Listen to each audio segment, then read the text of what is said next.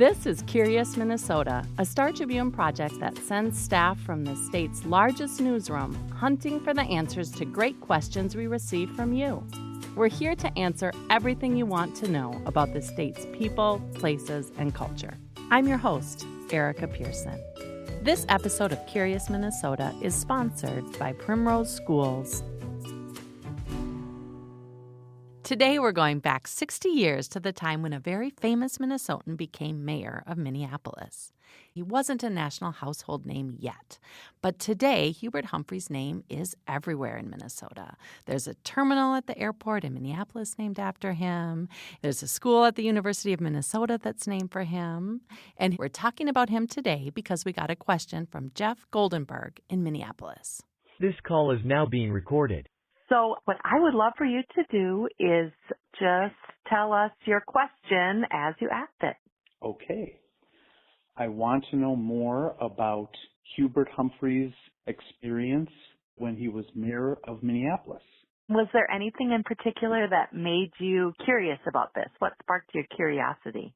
Well, I first became interested in politics when I was 8 years old and met Senator Humphrey and Senator Mondale in Washington, D.C. at the U.S. Senate with my family. Oh, wow. And in late 1945, when Humphrey was mayor of Minneapolis, he was at a large event that was raising money for Jewish immigrants in Europe post-World War II.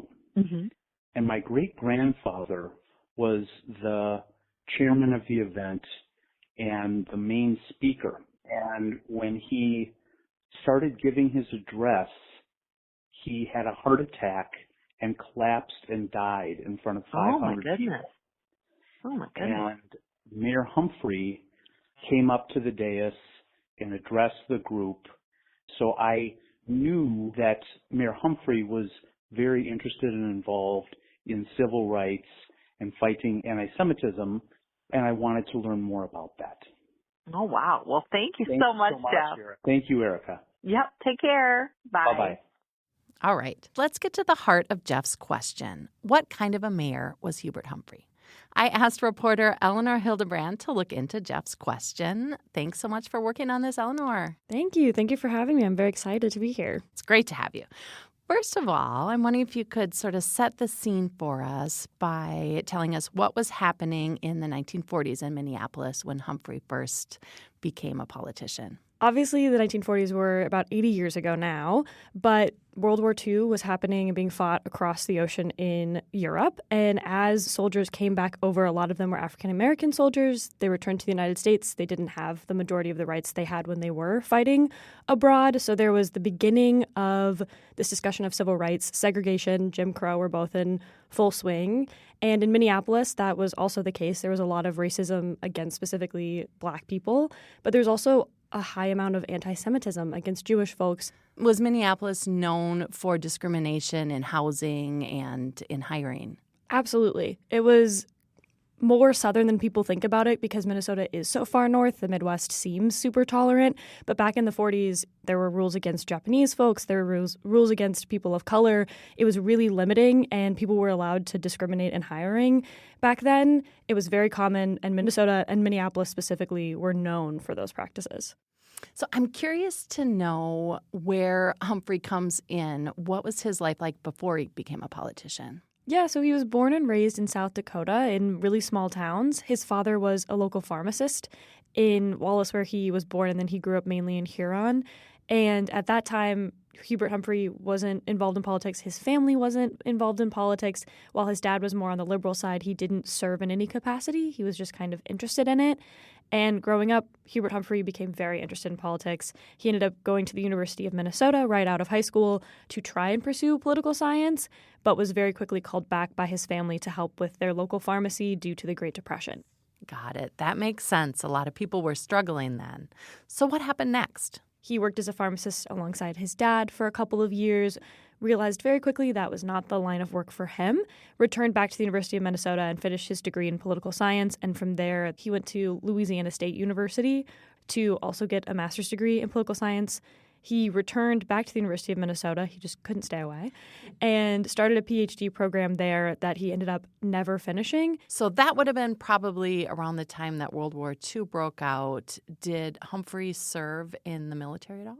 Hubert Humphrey tried to enlist in the military, but was unsuccessful due to the fact that he was both colorblind and had a couple of physical ailments that stopped him from enlisting in the Navy and the Army. So he ended up being stateside during that conflict. Got it. And what made him decide to become mayor? Was there someone who convinced him? So according to Bill Convery, the Minnesota Historical Society's director of research, he was essentially drafted for the position. It wasn't his idea. People came up to him and said, hey, we think you'd be a really good mayoral candidate. There's a Republican in office. We know your academic background, but he had no experience. He'd never been on a city council, never been an alderman, nothing like that. Got it. But he didn't win that first race. No, he did not. It was closer than people expected, but kind of what happened was he didn't have any experience outside of the classroom. And everyone loved him, but he didn't have what it took to be mayor at that time. No experience, no ability to deal with kind of negative campaigning. He ended up losing. Wow. Okay. So what was different in 1945 when he won? Between 1943 and 1945, Humphrey was a completely different person. He became savvy. He was very politically active. He also is known for being essentially the founder of the DFL party. And you mean Democratic Farmer Labor Party? Yes. And back in the early 1940s, it was the Minnesota Farmer Labor Party and the Minnesota Democratic Party. And in 1944, he was one of the architects of merging those two groups. They essentially had very similar ideologies, but they were running against each other in all these races. And so in Minneapolis and in Minnesota, the Republicans were winning because these two parties were too similar. So he helps build up what becomes the DFL even today, and he also puts civil rights front and center. There's not a large number of Jewish people or Black individuals in Minneapolis at this time, but he very quickly builds alliances with them, knowing the discrimination they've faced, and he puts that as his main platform and runs with it and ends up winning at that point with the largest margin in Minneapolis history. Wow. Yeah, he was also the youngest mayor. He was in his 30s, so it doesn't seem crazy young now, but at the time, everyone had been significantly older than him. This also was his very first position in politics, which is pretty unique. Most people start a little bit smaller and then gear up to being Minneapolis mayor. So were there some qualities that you found when you were doing the research? Was it like that he was a really good speaker or gifted at bringing people together? What were some of the things you learned? Yeah, both of those. He was a great stump politician. And if you listen to his old speeches, you can feel the excitement in the crowd whelm with him. And so that's something I think we still see in politics today. Great speakers tend to go really far in races, especially when they have something to say, and he did. So he was great at meeting with audiences and getting them riled up about things he cared about. He was very much a politician who stood by his values the majority of his career. Okay, so he's sworn in.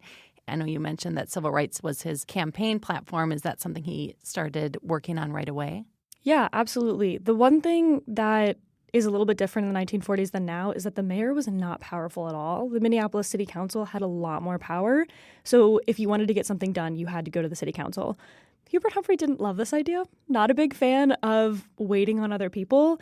And so he created these citizen committees to push his agenda forward.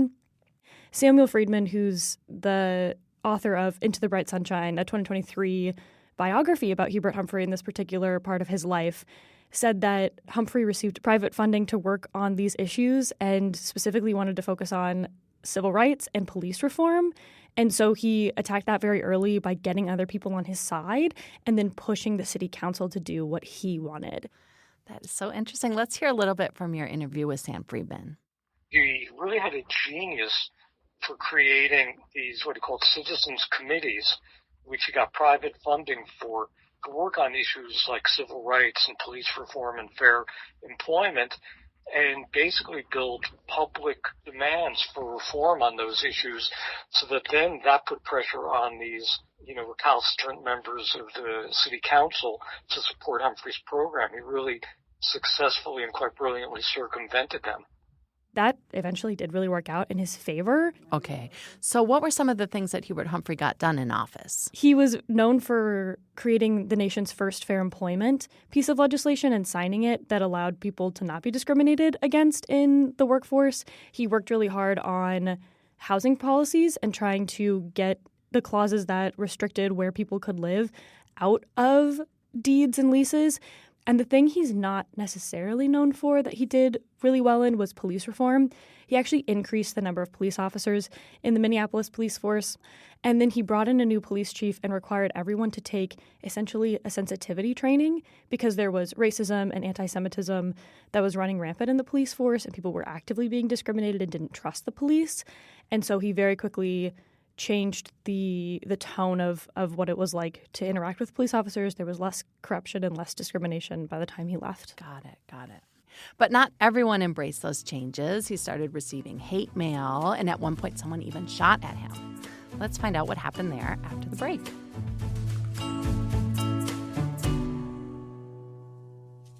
At Primrose, our balanced learning approach means exploring academic skills and life skills, combining purposeful play with nurturing guidance from teachers, and setting children up for success in future classrooms. Learn more at primroseschools.com/Twin Cities.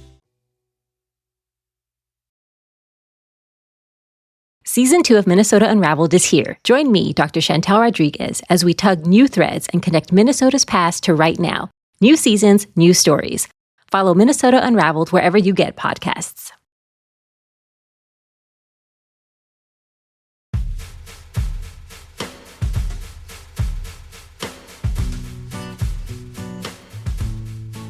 We're back, but before we continue our conversation, I wanted to tell you that this podcast is produced by Melissa Townsend and the music is by Matt Gilmer. Okay, so in 1947, someone tried to kill Mayor Humphrey, and it was something that actually was kept quiet for a time. Can you tell us what happened? Yeah, so in February of 1947, on a very cold, dreary night, Humphrey was driving back with a couple of aldermen, which is essentially what a commissioner now is at the county level, from Hennepin County. They had all eaten together and they were driving home, and a police officer was escorting them. The police officer was supposed to walk Humphrey to the door, but he said, I don't need that. Make sure that these people we've been with get home a little bit earlier because it was cold and dark and late. And so he walks to the door by himself. He's fumbling with his keys, and there are 3 pop noises that come while he's trying to get into his house where his wife and his children are. And he ends up walking in. His wife, Muriel, asks if it was like a car backfiring, and Humphrey then goes outside, investigates a little bit, but the street light was out. He can't see anything. He goes back inside. He was used to receiving hate mail and hateful comments. Historians have said that he knew that fighting for civil rights was a risk to his life. But the citizens of Minneapolis, the press in the city, they don't know about this until March 18th. They kept it under wraps for over a month. Humphrey later tells the Minneapolis Star and the Minneapolis Tribune that he didn't want it to get out because he didn't want to worry anyone.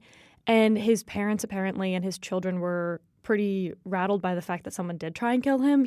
For the weeks following that, he was followed around by 2 detectives from the Minneapolis police force. So I know that Hubert Humphrey is quite famous for, among all these other things, a speech that he gave at the 1948 Democratic National Convention in Philadelphia. So tell us about that speech. What's the story? So in 1948, Humphrey is still the mayor of Minneapolis, but he is running for a U.S. Senate seat for Minnesota to represent the state at a more national level. He travels to Philadelphia for the Democratic National Convention meeting, and everyone knows that he's going to talk about civil rights. That's been his platform. That's what he's focused on. And a lot of people are not happy about it, especially Southern Democrats who want to keep the Jim Crow laws and the segregation that exists down in the South and across the country. But he gets put on the agenda. He has 10 minutes to speak. He also was known at that time for being a longer speaker, so people were nervous that he would end up speaking for too long and mess up the schedule. Mr. Chairman, fellow Democrats, fellow Americans. And he gets up and he puts on a speech that ends up being known as Into the Bright Sunshine. And he speaks about how it's time. Civil rights need to be the forefront of the Democratic Party. And he ramps up the crowd. Everyone is cheering for him. To those who say that this civil rights program is an infringement on states' rights, I say this: the time has arrived in America for the Democratic Party to get out of the shadows of states' rights and to walk forthrightly into the bright sunshine of human rights.